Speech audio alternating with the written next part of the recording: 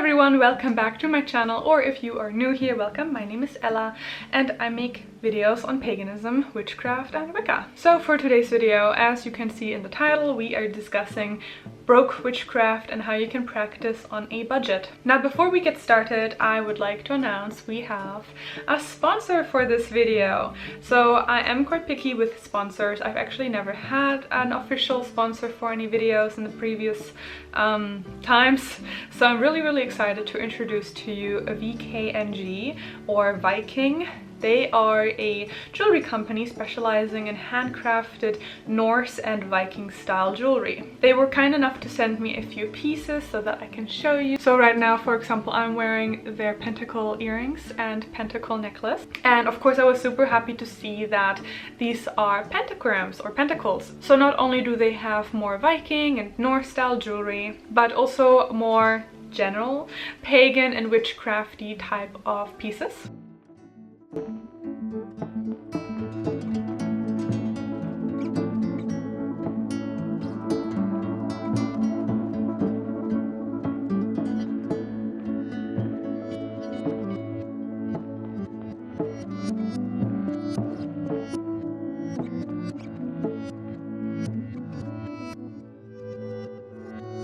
So Viking is a French company that was founded in 2014 and they rebranded in 2017 with a mission of selling authentic, handcrafted but affordable Nordic style jewelry and accessories using only the highest quality material. Their range is varied, as you can see, including stronger statement pieces, so they might have more out there style jewelry or more delicate jewelry, which is what I prefer, but all with a distinct Viking essence or vibe. What I actually personally really thought was great was when I was browsing their website, they also have a range of prices, so they have something for everyone and it makes it really accessible to a much wider audience if it was a really expensive jewelry brand. So everyone is able to find something within their budget that will be authentic, high quality and encompass your Nordic interests. So definitely go check them out. And thank you of course so much to Viking for sponsoring this video. It means that I'm able to continue making videos like this. Now let's talk about broke witchcraft. What do I mean when I say broke witchcraft? So I don't mean cheap witchcraft or cheapening the practice, but instead accessible witchcraft. Witchcraft is of course a very personal path, and unless you are in a closed practice which may need and require more specific tools and objects that need to be a certain way, a lot of witchcraft is very resourceful. Now I quickly also want to point out, especially considering how ancient the practice of witchcraft is, or for the sake of, being more grand, the practices of ritualistic nature as well as spiritual practices that you can definitely see all around the world from different times, from different parts of the world and different cultures. Having access to tools and ingredients varies and also was not always as accessible to people back in the day, for example, or even around the world today. So the idea, for example, that we have to have these really grand altars and all these fancy tools and expensive herbs and fancy spell candles from Etsy, etc. It's a rather new idea, especially with Instagram, social media, TikTok, a lot of it, or mostly it is a very visual based media, and obviously that means that a lot of people will focus on very aesthetic pictures, which of course in turn creates this idea or sometimes even illusion that you need really beautiful, fancy, elaborate tools and altars to be in your practice. Of course this can be very misleading and often cause comparisons, can cause people to feel maybe bad about themselves and think that they need to also buy all these different things or accumulate all these different things to be valid. It can be really intimidating. Do you need an expensive $500 antique desk or a crystal wand or this expensive nice cute cauldron, for example? No, definitely not. Is it nice to have them? Sure, but don't let people on Instagram, on TikTok, on any social media tell you that your practice is not valid just because you don't have these things. Especially when you are being crafty and you're being resourceful, you're using, an old coffee table or you're using an old reused wine glass, for example, as part of your altar, or you pick up things in nature that you find and you craft your own items. That really is just gatekeeping. Especially if you consider that back in the day, people really didn't have the beautifully carved pentacles and engraved chalices. People that practiced witchcraft or practiced a spiritual, ritualistic form, for example, they a lot of times lived very simple lives. They worked mostly with what nature provided, especially of course when witchcraft was banned, for example in Europe, and one had to be really inconspicuous. The connection to nature in particular was very heavy in focus, as I think it should be today as well. Now, obviously, me being, for example, on Instagram myself and on TikTok, I do have, for example, such an elaborate altar, at least in my opinion, you know, someone might be more, whatever. So obviously, for example, myself, I have very aesthetic pictures. I have very thematic sort of things on my Instagram, on my TikTok, and obviously these are things that are collected over time. I think a lot of baby witches or beginner witches really think that in order to start their practice they need to accumulate all these things immediately. They need to spend over $1,000 to just buy all these things, which is false. For example, the chalice that I have standing here, I got that when I was, I think, 13, that my grandmother gave me, you know, or my athame. I also got that when I was very young, I think also 13 or 14 maybe, something like that. A lot of my items are collected over the previous more than 10 years at this point, and they build up over time, you know. You build your collection over time if you do want an elaborate altar. I've also seen the argument that in order to honor the goddess and god properly, ever really, if you work with specific spirits or your ancestors, for example, we need to go out and spend money, to not be cheap. But in my opinion, there is a difference between cheap and budget, between cheapening the path and not taking it seriously, perhaps not putting in effort and therefore being disrespectful, versus being mindful of what you invest money in, or taking your time to collect tools and being resourceful whilst also being respectful. I think a lot of it actually comes down to your intention in this specific case. Are you willing to give something up of value? And this does not necessarily mean monetary value, though definitely can be. Perhaps time is your most valuable commodity, or work and effort. And I'm not going to come on my own channel here and tell you that you don't have to put an effort or time into the practice and that you don't have to worry about it. You can totally use your butter knife for your altar, and who cares if you've got tissues on your altar? Like, no, obviously not. I do think the path of witchcraft demands effort, respect, and time and commitment. But with that being said, you can't buy your way into witchcraft either. Having a collection of tools but not knowing how to use them, or not ever using them, is really just the flip side of the same coin. You're still cheapening the path, you just bought your way in. It doesn't actually add value to your practice. What's the point of owning a beautiful gemstone rune set if you know nothing about runes, if you haven't put an effort to study about runes, to learn the runes?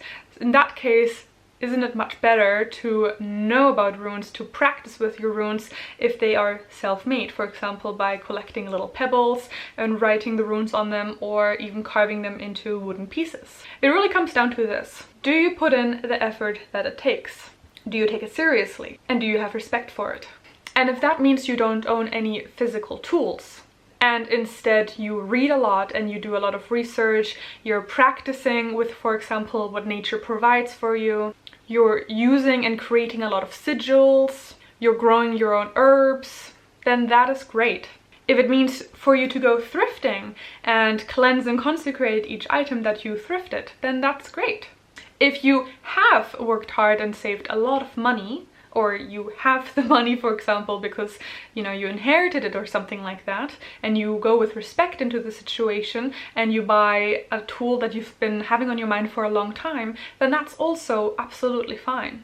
So for example, a lot of things in my personal collection are a combination. So I have tools that I either was given when I was younger, that I have bought with my own money, or you know, I also find a lot of things in nature that I use for my practice, and therefore they are a combination. So for example, for spells I might use a theme that I bought in combination with the herbs that I found in our garden. A lot of herbs that I use are also simply from the grocery store. Remember also what the tool is supposed to represent, and you can use that to brainstorm crafty ideas of how you can make them yourself.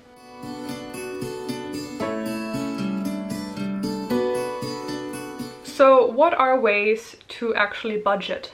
Realistically speaking, I'm not going to be able to give you a huge list in this video, as it definitely depends heavily on your own resourcefulness and creativity. I will definitely list a few things that I've either done in my own practice, that I've seen others do, or also tips that you guys have mentioned in the poll that I recently had on my Instagram. So let's start off with books. Books are an interesting topic. I do not recommend you to look for them as free PDFs online, because that means they were likely stolen and the artist makes absolutely no or the author makes absolutely no money off of it, and hence not earning anything for their hard work. But I do recommend checking out local libraries. You would be surprised.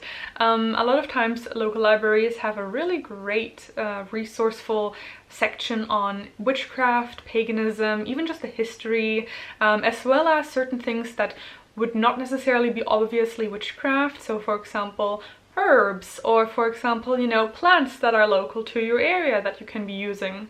You can also trade books with friends. I'm sure there are online communities where you can also look for people that you can trade books with, or of course buy secondhand books. You can also get a Scribed account. That's what I actually recently did. You get a free 30-day trial or something like that. It's really crazy. So I've already gotten loads of books that I'm reading now on there. Obviously, you know, it's not the same as having like a physical book, but it's nice, it's still good. Or for example, Kindle, or you know, Audible, all these different ones that exist. And of course, a lot of resources can be found online for free on blogs, on websites, but obviously always double check, double cross-reference, and double check and triple check. Because people can make mistakes, people sometimes also are not that knowledgeable, or you know, things change with time. I know I've made videos in the past where now I'm like, ooh, I should probably redo that video. So just keep that in mind. Not a single author, not a single creator online is gonna know it all and be the one source to go to. Definitely check out others too. Have a variety of knowledge come in, and dedicating time to read and learn about witchcraft is just part of the practice. You're not going to be able to go around that. If you don't like reading, witchcraft is probably not for you. I'm just going to be really, really honest here. Now, as for tools, if you are, for example, more ceremonial, you might be a Wiccan, for example, then you might have specific tools that you would like to have on your altar. For example, a chalice, an athame, a pentacle, a bell, things like that. A lot of things can be made yourself. For example, a wand. The easiest way to do that is to just take a walk in the forest or on the beach, or wherever really, and find a branch that is already on the ground. So you can simply pick that up, cleanse it, say thank you to nature definitely as well, pick it up, cleanse it, and then turn that into your wand. Or if you see a branch on a tree and you really want to cut that off, then I definitely suggest meditating on that a little bit first, asking for permission from that tree, the tree's energy, and see kind of what the vibe is when you are meditating. You don't want to really be cutting off branches just for the sake of, you know, fun of it, when you can find alternative ones just already lying on the ground. So just keep that in mind. And also, do not just take or cut things off of private property. Always ask for permission first from owners as well. For an athame is an interesting one, because athames are supposed to be really specific. You're supposed to have a white handle and a silver blade, and it's supposed to be a double blade as well. Now, I personally, for example, also don't have that.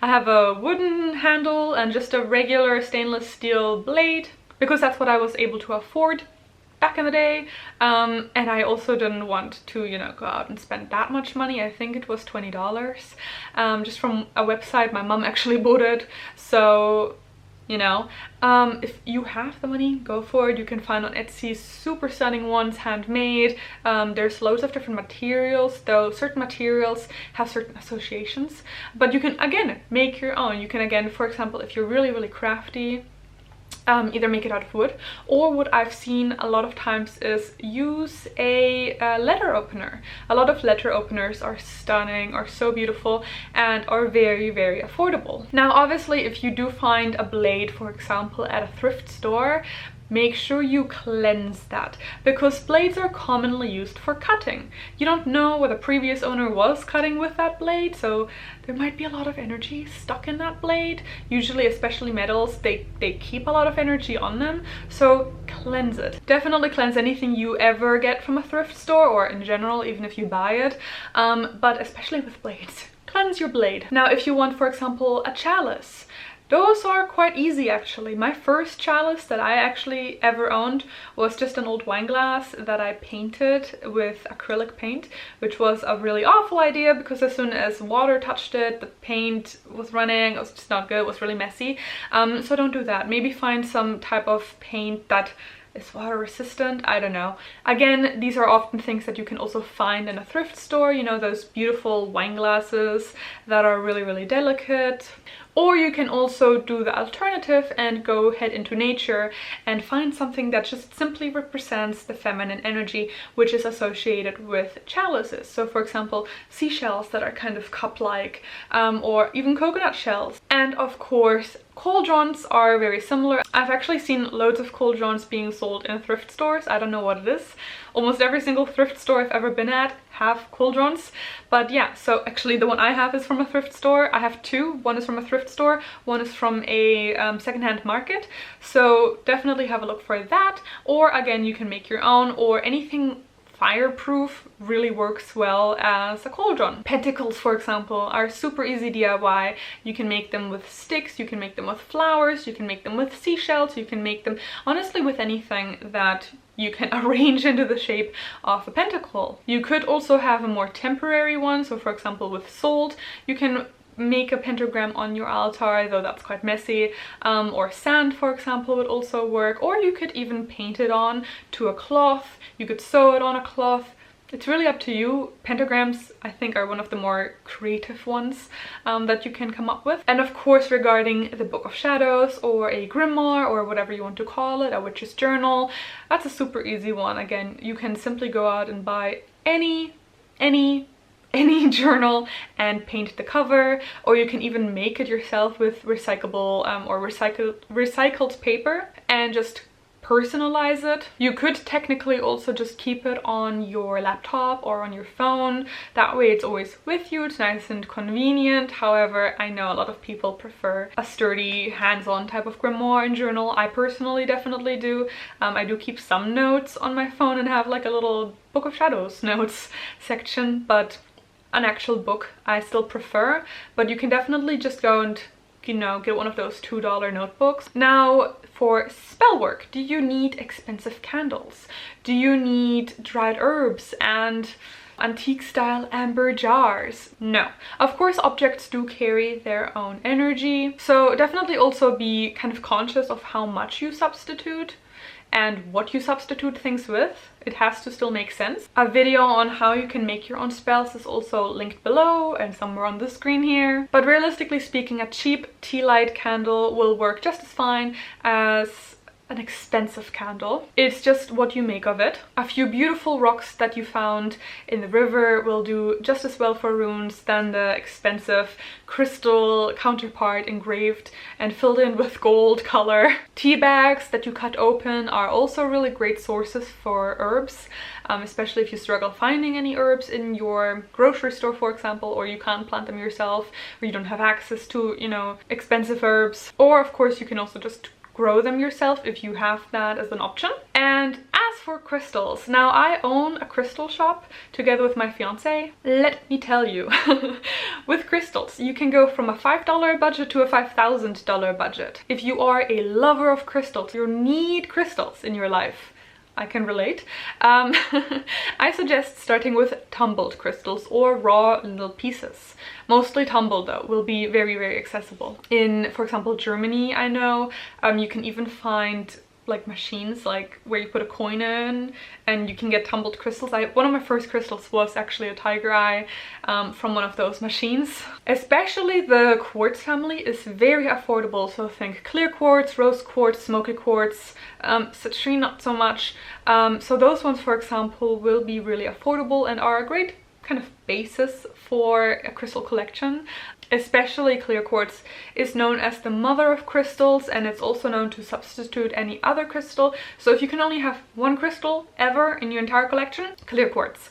And the size does not matter. So with crystals, I personally think vibe or energy does not depend on the size of it, though of course, you know, big crystals, they do carry a lot of energy too, but having a little piece of crystal will be just as amazing for you as, you know, having a cave that is just energy.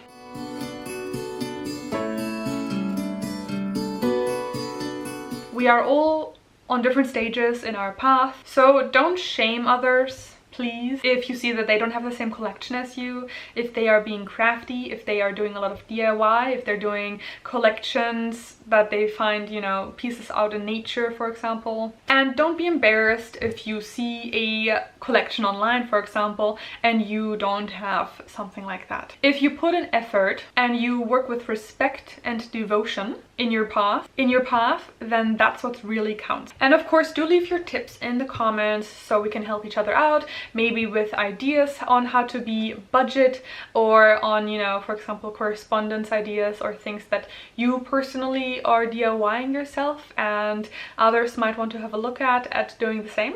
Now, if you did like this video, please do consider giving it a like, subscribing and hitting that notification bell. Of course, I will also have my links down below in the description box, such as our Discord server, which I haven't been on for months because of the entire move, the crystal shop that I mentioned that I own with my fiance, and also my TikTok, my Instagram, social links essentially. And with that being said, stay protected and blessed be!